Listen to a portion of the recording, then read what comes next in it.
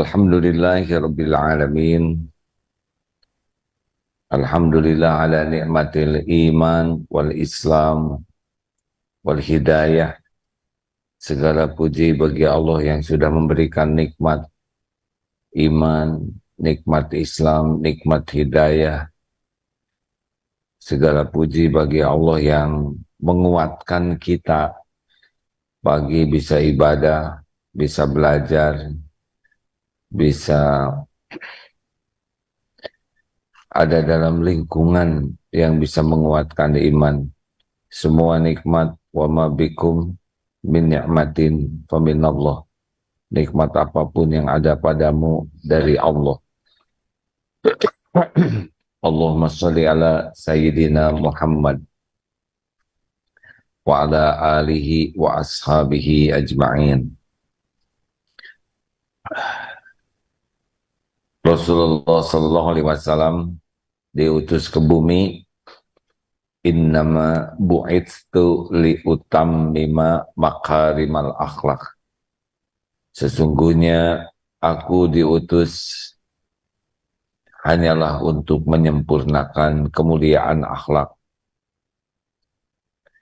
Rasulullah sallallahu alaihi wasallam berjuang siang malam, bersimbah keringat, air mata, darah, agar umat manusia ini sempurna akhlaknya. Sebelumnya sudah ada beberapa akhlak baik, tapi tidak sempurna. Mengapa tidak sempurna? Karena kebaikan-kebaikan yang dilakukan tidak diniatkan karena Allah, bukan sebagai ibadah. Mengapa Rasulullah SAW berjuang agar manusia ini akhlaknya mulia? Karena bahagia itu adanya pada akhlakul karimah. Jadi kalau orang ingin bahagia, maka kuncinya harus berakhlakul karimah. Akhlak ini adalah buah dari iman. Dan akhlak ini adalah amal soleh. Sedangkan iman dan amal soleh kunci kebahagiaan. Allah tidak menciptakan bahagia dalam dosa dan maksiat, tidak menciptakan dosa, tidak menciptakan bahagia di dalam perbuatan tercela. Jadi Allah membuat bahagia itu ada pada iman dan amal soleh, dan buktinya adalah akhlak. Adik-adik para santri sekarang belajar. Untuk apa belajar? Siapa orang yang belajarnya benar? Orang yang belajarnya benar, pasti hasilnya imannya menguat. Kalau imannya semakin kuat, buktinya pribadinya semakin baik. Jadi kalau ingin tahu orang yang banyak ilmunya, adalah orang yang akhlaknya paling baik.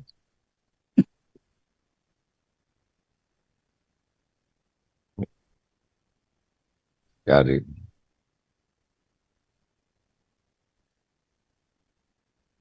timbangan terberat di akhirat nanti adalah timbangan akhlak.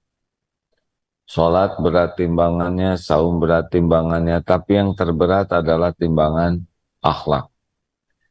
Yang pertama dibangkitkan, yang paling dekat dengan Rasulullah Sallallahu Alaihi Wasallam di yaumul akhir adalah orang yang paling baik akhlaknya.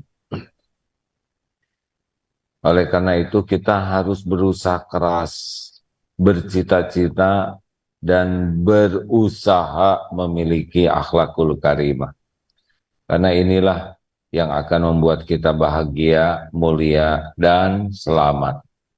Bahagia, mulia, dan selamat itu buah dari akhlak. Pertanyaannya, akhlak datang dari mana? Datang dari mana? Yang keras santri jawab, akhlak datang dari mana? Dari hati. Ya, hati yang bagaimana nih kita jawab. Jadi Rasulullah SAW bersabda, ala inna fid jasadi mudghah idza salahat salahal jasadu kulluh wa idza fasadat fasadal jasadu kulluh ala wahyal al qalb. ketahuilah dalam jasad ini ada segumpal daging. Kalau dia baik, baik seluruhnya. Kalau dia buruk, buruk seluruhnya. Itulah yang dinamakan kolbu. Jadi akhlak seseorang syariatnya tergantung kolbunya. Ini rumusnya ya. Jadi kalau ingin memperbaiki akhlak, perbaiki hati. Kalau ingin akhlaknya baik, maka yang harus baik apanya? Hatinya. Kalau hati baik, nanti menjalar ke semuanya jadi baik. Kalau hatinya buruk, nanti sekujur tubuhnya akan bersikap buruk. Rasulullah Shallallahu Alaihi Wasallam berdakwah itu fokusnya mendakwahi hati. Karena kalau hati sudah baik, baik semuanya. Hati dibagi tiga. Ada namanya kolbun mayit, orang yang hatinya mati. Orang yang hatinya mati seperti apa? Summum bukmun umyun fahum la yarji'un. Pokoknya orang yang hatinya sudah mati itu dia kebalikannya. Kalau orang yang sehat imannya kuat, kalau dia tidak mau iman.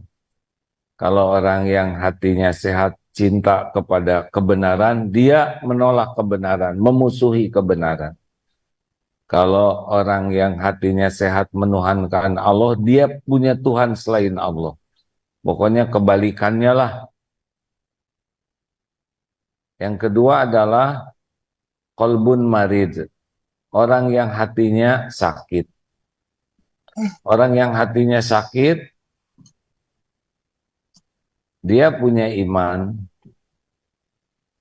tetapi tidak cukup ikhtiarnya untuk membersihkan hatinya. Sehingga GTA, hidupnya galau tiada akhir.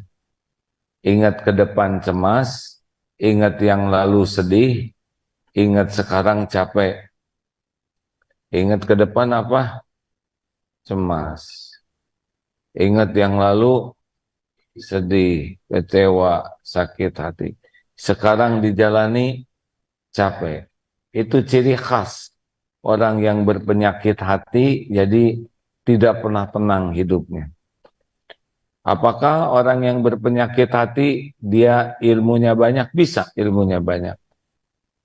Bahkan ilmu yang banyak juga bisa jadi salah satu penyebab penyakit hati. Ujub, merasa diri lebih dari yang lain. Sombong, menolak kebenaran dan menganggap remeh orang lain. Dengki, tidak suka orang lain dapat nikmat dan senang orang lain dapat kesusahan. Padahal dia berilmu agama. Apakah ibadah bisa jadi penyakit hati? Bisa. Ada yang ujub karena tahajudnya. Ada yang ujub karena hafalan Qur'annya. Ada yang ujub karena saumnya.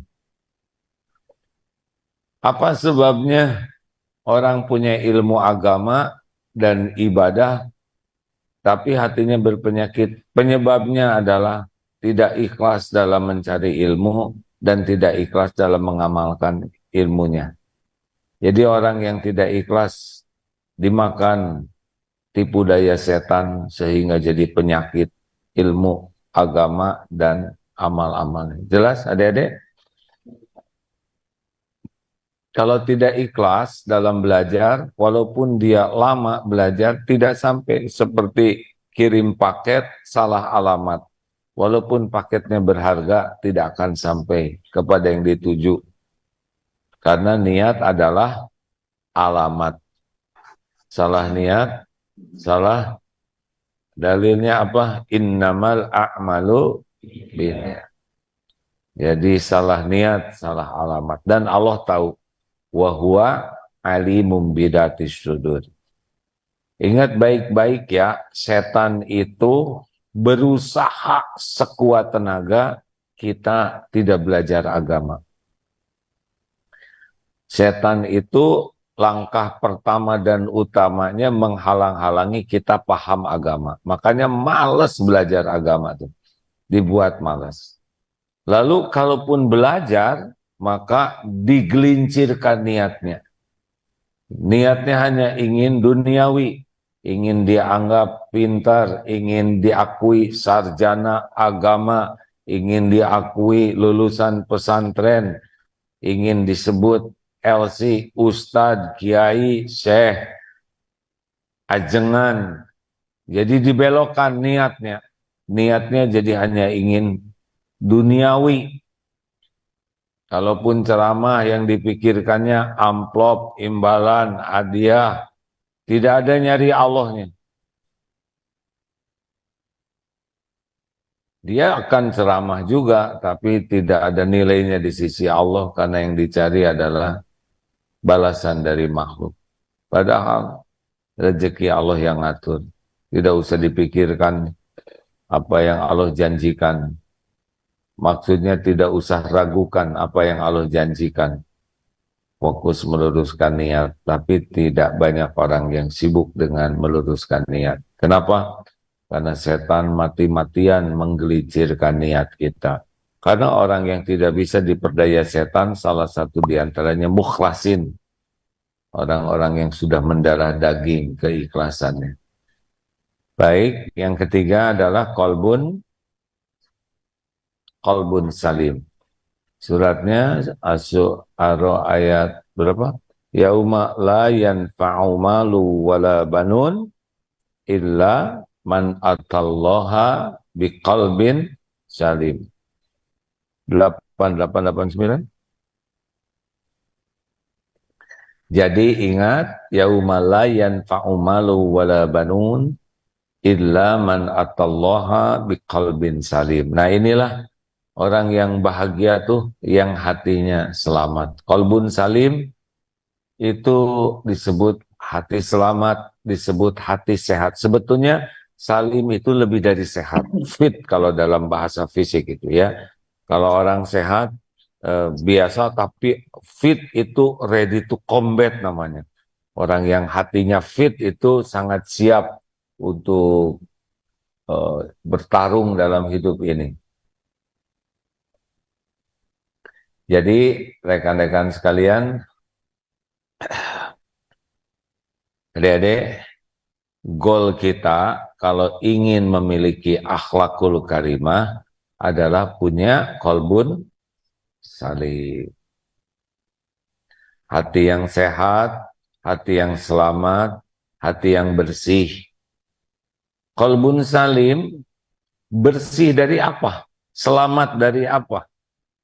Yang membuat orang bekal punya kolbun salim dan akhlaknya jadi baik. Yang pertama, bersih dari syirik. Inilah. Kalau ini induknya. Kalau orang sudah bersih dari syirik, menyekutukan Allah, mengadakan andadan tandingan-tandingan bagi Allah, ini adalah fondasi utama. Kalau bebas dari syirik, maka penyakit-penyakit hati lainnya lebih mudah diatasi. Syirik itu apa?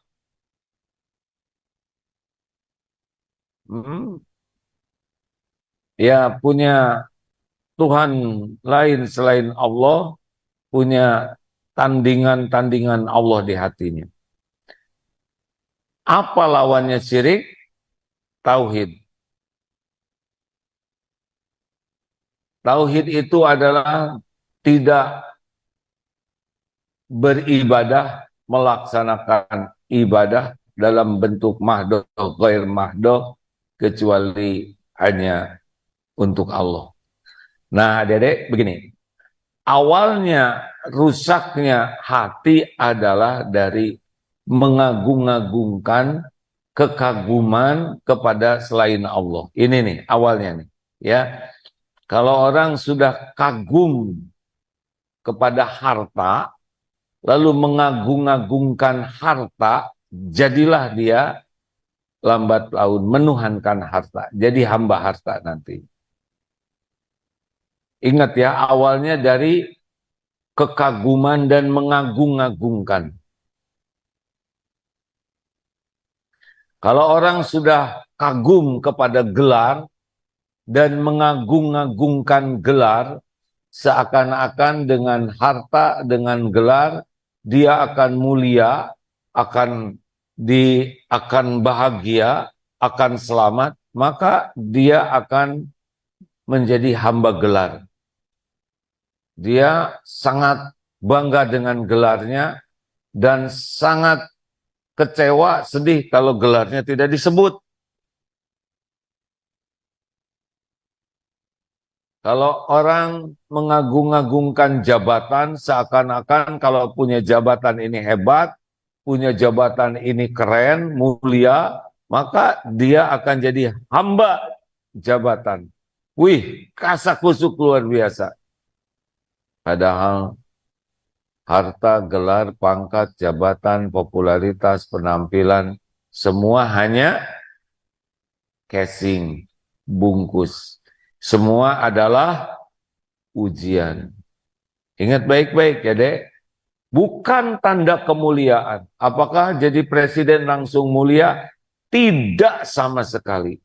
Yang mulia itu presiden bertakwa, presiden berakhlakul karimah, presiden yang bersih hatinya baru mulia. Tapi presiden yang sombong, presiden yang culas, presiden yang licik, presiden yang tamak, maka dia hina, tidak lulus dengan ujian jabatannya. Jelas? Kalau jabatan membuatnya semakin bertakwa dan menjadikan jabatannya mengajak orang bertakwa, berarti sukses. Tu'izzu man tasya wa tudhillu man tasya biyadikal khair innaka ala kulli syai'in qadir. Allah muliakan siapa yang dia kehendaki, Allah hinakan. Nah, kalau orang diberi jabatan, bentuk apapun jabatannya, ya, bukan harus presiden. Semua jabatan yang Allah yang memberikan. Jadi adik-adik sekalian, ingat baik-baik bahwa dunia ini casing, bungkus, bukan tanda kemuliaan. Dan dunia ini sebagai ujian. Ya, yang sukses, yang lulus. Itulah sebabnya kalau adik-adik bertanding, jarang mendoakan supaya jadi juara. Kenapa coba? Tidak didoakan jadi juara. Sebab kalau mendoakan adik sebagai pemenang, berarti mendoakan yang lain kalah.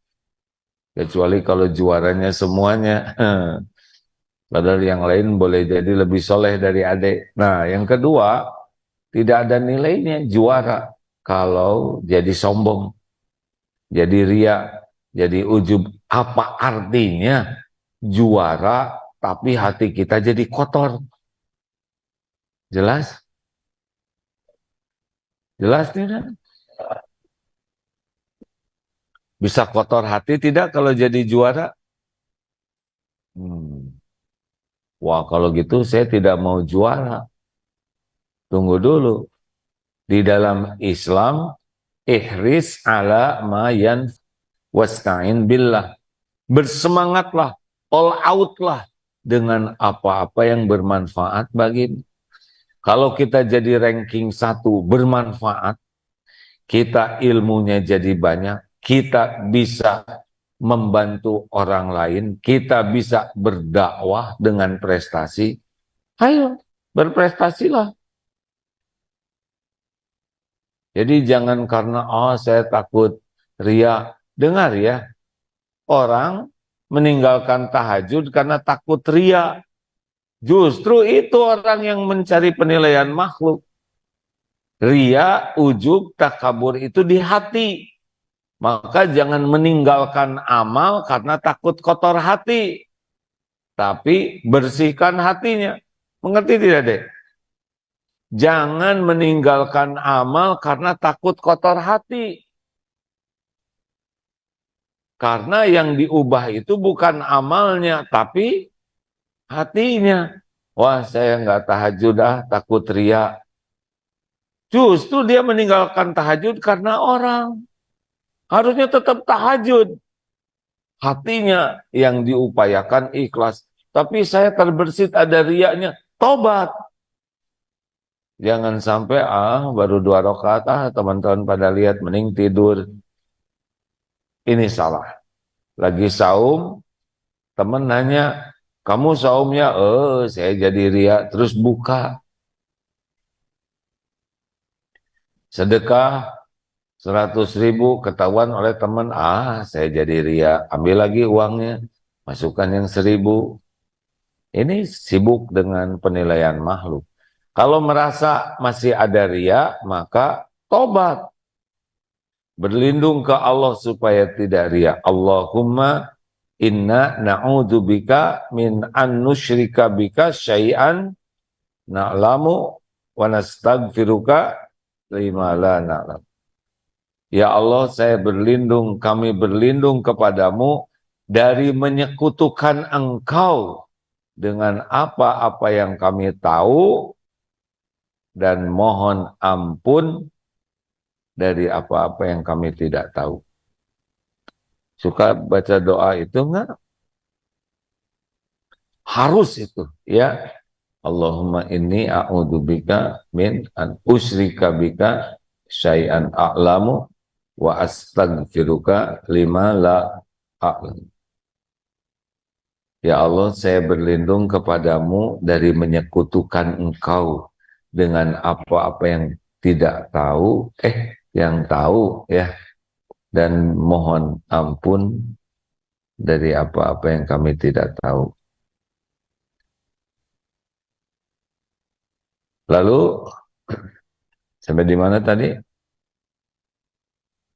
Lihat catatannya deh. Pokoknya dari syirik, lawannya syirik, tauhid, lawannya ria, ikhlas. Makanya latihan pertama dan utama membersihkan hati adalah latihan ikhlas. Bagaimana caranya? Jangan kagum. Jangan mengagung-agungkan dunia ini. Walaupun Allah takdirkan punya. Masih ingat tentang ilmu zuhud? Ijhad fid dunya yuhibbukallah wajhad fi ma'indan nas yuhibbukan nas. Zuhudlah terhadap dunia, Allah mencintaimu. Zuhudlah dengan apa yang di tangan orang, orang mencintaimu.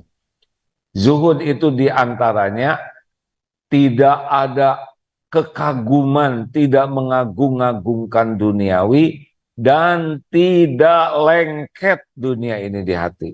Ya, adik-adik latih ini seperti ini. Kalau ada, syukuri. Diambil, tidak apa-apa, ridho. Dikasih sedikit, sabar. Tidak ada komplain dengan dunia ini kepada Allah. Ada disyukuri, dikasih, disempitkan, sabar, diambil ridho. Semuanya milik Allah. Adik-adik, jangan mengagung-agungkan dunia. Jangan lengket hati kita kepada dunia. Juga jangan berharap dari makhluk. Berhenti berharap apapun dari makhluk untuk kepentingan pribadi. Kalau berharap kita manfaat untuk makhluk, bagus. Berharap makhluk jadi dekat dengan Allah, jadi baik, bagus. Tapi berharap sesuatu dipuji, dihargai, diberi. Pokoknya stop berharap dari makhluk, hanya berharap dari Allah. Ini adalah obat yang bisa membuat hati jadi bersih. Makin berharap dari makhluk, tidak akan bisa bersih hatinya. Jelas adik-adik? Sekuat tenaga, kalau kita bisa sendiri, jangan minta bantuan orang lain. Jangan minta tolong kepada orang lain. Kalau kita bisa sendiri, lakukanlah. Kalaupun toh harus minta bantuan ke orang, lisan ke makhluk, hati ke Allah. Mau pinjam uang, lisan ke makhluk, hati ke Allah. Mau minta tolong apapun, karena yang menggerakkan orang bisa menolong adalah Allah.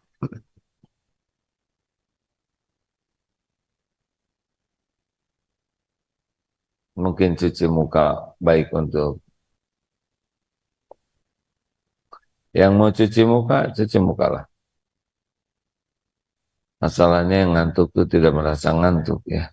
Lihat kiri kanan. Pada cirinya ngantuk adalah lihat kiri kanan.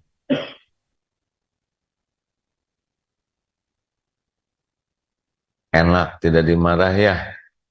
Silahkan cuci muka. Itu enak. Lanjut adik-adik. Apa latihannya? Jangan mengagung-agungkan duniawi, jangan kagum. Senang boleh? Boleh. Oh itu bagus ya, oh nggak ada masalah.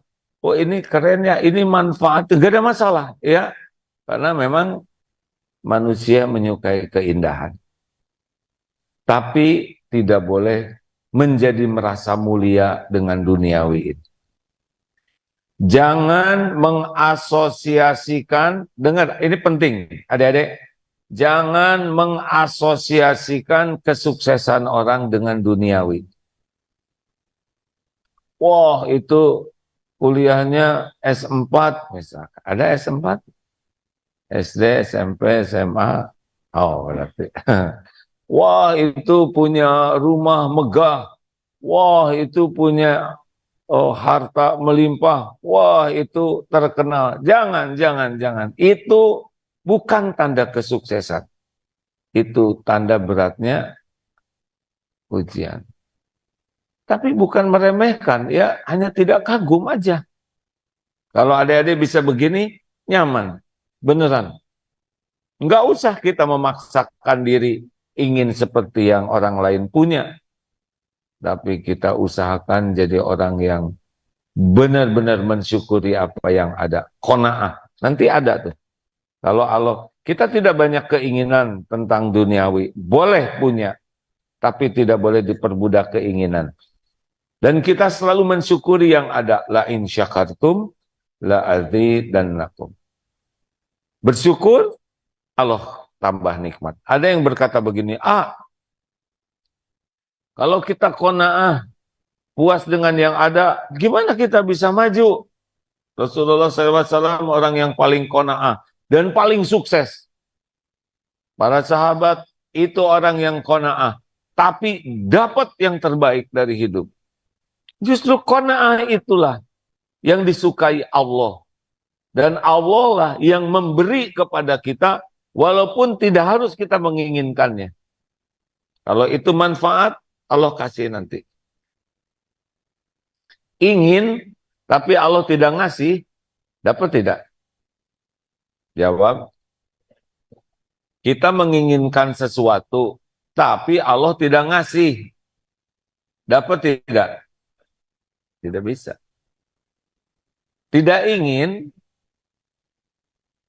tapi Allah mau ngasih karena ini baik. Dapat tidak?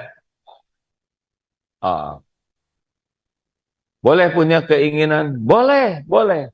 Inginkanlah apa yang disukai Allah dan inginkanlah sesuatu yang membuat dekat dengan Allah, dan keinginan itu harus membuat kita semakin syukur atas yang ada dan semakin tawakal kepada Allah. Keinginan jadi amal soleh. Kalau tidak dikasih, gimana keinginan kita? Adik-adik, kalau kita menginginkan sesuatu di dunia dan Allah tidak ngasih, bagaimana? Tidak apa-apa? Tidak apa-apa sama sekali. Gimana kalau yang ada diambil oleh Allah?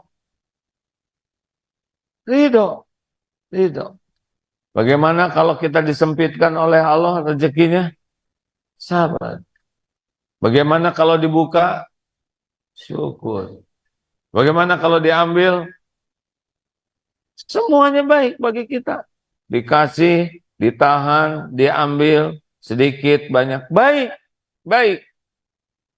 karena memang ini ujiannya begitu. Wah, kalau tahu ilmunya lebih enteng hidup ini. Kalau tidak tahu, dikasih jadi sombong, lihat orang lain jadi iri, orang bertengkar kalau karena dunia ini kecil. Bagi pecinta akhirat, nggak ada sikut-sikutan tentang duniawi. Nah, adik-adik bersih dari syirik. Latihan ikhlas. Minta ke Allah supaya jadi orang ikhlas, belajar banyak tentang ilmu ikhlas, dan tiap waktu bermujahadah melatih diri jadi orang ikhlas. Ya, kalau nggak punya ikhlas, siap-siap punya Tuhan yang lain selain Allah. Kalau sibuk dengan pujian, ikhlas tidak? Itu lihat ada yang tangannya digerak-gerakan, mau seumur hidup begitu deh. Yang tangannya gini-gini terus, mau seumur hidup begitu terus? Kira-kira sia-sia tidak begitu? Ada-ada. Tapi saya pegel, yang lain juga sama. Jangan ada gerakan yang tidak dikendalikan oleh kita. Kecuali yang sakit tangannya. Karena tidak boleh melakukan hal yang tidak manfaat. Tapi saya pegel gini-gini. Nah, gerakan ini mengganggu orang lain tidak? Ganggu, ya kan? Suaranya, gerakannya membuat orang jadi tidak fokus. Jangan lakukan yang membuat orang lain terugikan. Penyakit apalagi yang bahaya? Ya sudah, syirik, munafik.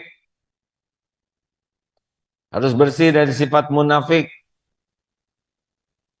Ada munafik akidah, memperlihatkan Islam, padahal dia tidak beriman kepada Allah, tidak Islam. Kalau orang musyrik, dia menampakkan kemusyrikannya. Allah tidak suka. Tapi orang munafik, dia musyrik, tapi menampakkan Islam. Inilah yang membuat lebih dimurkai oleh Allah. Ada yang munafik akhlak, dia Islam, dia beriman kepada Allah, dia sholat, pokoknya Islam. Tapi suka bohong, banyak bohongnya, dan tidak menepati janji. Munafik nih, mudah mengobrol janji dan tidak ditepati. Yang ketiga, tidak amanah. Diberi amanah, dia tidak amanah. Dia munafik. Dia punya ilmu agama, dia sholat, dia beramal yang lain, tapi mempertahankan perilaku bohong, ingkar janji, tidak amanah, munafik. Jangan memiliki sifat ini. Tidak akan pernah bahagia, tidak akan mulia. Kalau kita bohong, orang lain tidak tahu. Apakah karena jago bohong? Bukan. Kita berbohong, orang lain tidak tahu, bukan karena jago berbohong, tapi karena Allah belum membukanya. Apakah ada yang jago berbohong? Tidak ada. Tidak bisa membohongi siapapun. Allah saja yang belum membuka. Kalau Allah membuka, pasti kebuka. Tidak ada yang bisa menahan. Allah tahu kita berbohong, dan orang lain tidak tahu kita bohong, bukan karena kita jago bohong, tapi karena Allah masih belum membukanya. Pada waktu Allah membuka, pasti kebuka. Tidak ada yang bisa menahan apa yang Allah kehendaki. Kalau bohongnya kebuka, apa yang terjadi? Secara syariat, secara duniawinya, orang menjadi tidak percaya kepada kita. Walaupun nanti kita bicara benar, tetap saja orang tidak percaya. Para pembohong itu orang-orang yang culas, orang-orang yang licik, efek dari tidak jujur adalah sulit untuk berbuat baik. Dengar adik-adik, alaikum bisidq. Hendaklah kalian jadi orang yang sidik, yang jujur. Karena sidik yahdi ilal birri. Kebaikan-kebaikan. Jadi begini nih, Dek. Jujur, sidik mengantarkan kepada kebaikan-kebaikan, dan albirra yahdi ilal jannah. Surga itu untuk ahli kebaikan itu adalah untuk orang yang jujur. Kalau kadib, dusta, yahdi ilal fujur. Orang yang suka bohong, yang culas, yang ingkar janji, dia akan mengantarkan kepada kejahatan-kejahatan, keburukan-keburukan. Dan dari keburukan yahdi ilan nar. Jadi adik-adik nggak bisa main-main dengan kejujuran, ya. Mengerti? Kalau orang sudah tidak jujur, nanti kesibukannya adalah menutupi ketidakjujurannya. Kalau ada seorang pejabat tidak jujur, maka selama dia bekerja, dia terus mencari peluang untuk berbuat tidak jujur. Kalau sudah sukses tidak jujurnya, korupsi dan sebagainya, dia akan meluangkan waktu lebih banyak untuk menutupi ketidakjujurannya. Hasilnya kapan dia bekerja? Benar? Makanya kalau kita ingin bangsa ini baik, harus dikelola oleh orang jujur. Karena hanya orang jujurlah yang punya waktu luas untuk melakukan yang terbaik. Orang tidak jujur, tidak ada waktu untuk berbuat yang baik. Rekan-rekan sekalian yang menyimak acara ini, insya Allah besok Rabu di hari ulang tahun TV One, TV One, diundang juga untuk bisa bersama-sama pemateri yang lain bicara. Silakan simak kalau ada waktu dan ingin nambah informasi. Dia TV One besok jam berapa ini? Coba sampaikan. Hari Rabu ya.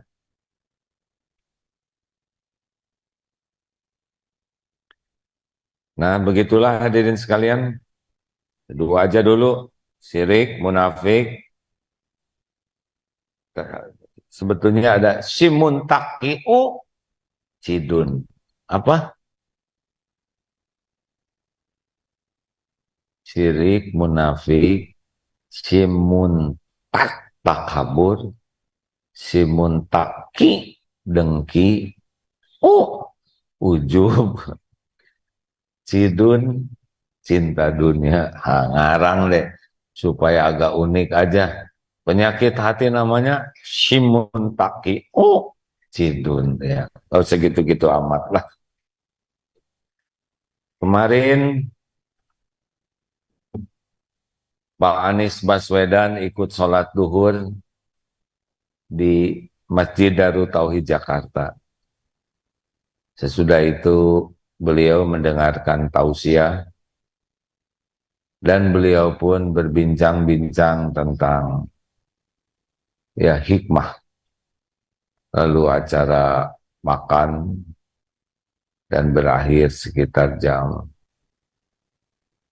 2:30 ya, dari 2,5 jam berada di Darut Tauhid Jakarta. Banyak hikmahnya. Qadarullah 2019 juga datang kandidat capres ke Jalan Cipaku ya. Hanya bedanya kandidat sebelumnya datangnya ke kantor, kalau Pak Anies datangnya ke masjid, itu beda. Kalau yang dulu ngobrolnya formal, resmi, kalau yang ini mah santai, dari hati ke hati. Itu yang membedakan. Kalau dulu sebentar, kalau yang ini cerita hikmah banyak, ngobrol banyak, kekeluargaan. Begitu. Jadi AA milih mana?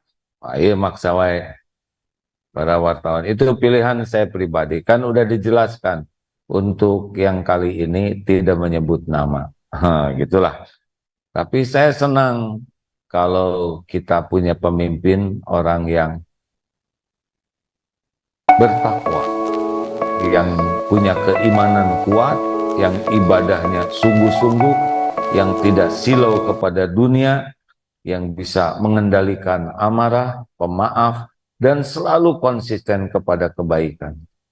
Cirinya tenang. Ketika ditanya, Pak Anies bagaimana? Kalau menang ini adalah amanah yang sangat berat. Kalau tidak terpilih ini diselamatkan oleh Allah. Begitu katanya. Dari amanah yang berat. Ya, alhamdulillah, mudah-mudahan Allah memberikan yang terbaik bagi beliau dan juga bagi negeri ini. Begitu. Memang kalau frekuensi sama, ngobrol lebih nyaman. Benar? Begitulah adik-adik. Terima kasih semuanya. Oh, kepada para pemirsa, AA memahami bahwa tidak semua pemirsa punya punya pilihan yang sama. Nggak apa-apa ya. Pilihan kita bisa beda karena kita akan bertanggung jawab dengan pilihan masing-masing. Yang penting ukhuwah kita tetap terjaga. Pilihan bisa berbeda, ukhuwah tetap terjaga. Kalau 5 tahun sekali kita musuhan kan kurang enak hidup ini ya. Dan ganti-ganti musuhnya lagi yang dulu jadi kawan sekarang jadi musuh. Karena politik itu begitu ya, luar biasa. Nantilah kalau sudah beres Pilpres kita undang juga Pak Anies untuk cerita hikmah. Banyak-banyak cerita hikmah. Suatu saat begini katanya mau kampanye tapi ballroom ruangan yang disewa itu tidak bisa. Dan semua ballroom di kota itu tiba-tiba ada yang nyewa semuanya. Jadi tidak ada tempat. Kata beliau, ya sudah jangan di ballroom. Tiba-tiba ada sebuah tempat resepsi pernikahan tapi lebih mahal. Ya sudah, karena tidak ada tempat sewa yang ini aja. Tapi harganya mahal. Ya coba tawar sama yang punya. Akhirnya ditemuilah yang punya. Memangnya ini untuk apa? Ya ini ada jadwal disebutkan dari paslon 01. Oh gitu. Ya sudah gratis aja. Dan makanannya dijamu. Begitulah. Jadi katanya untung ada yang eh, ngeblok semua sehingga dapat yang gratis plus makan begitulah ya. Jadi di balik kesempritan ada kesempratan ya. Di balik kesulitan. Inna ma'al usri yusran, fa inna ma'al usri yusran. Fa inna ma'al usri yusran. Jadi satu kesulitan itu aslinya diapit oleh dua kemudahan.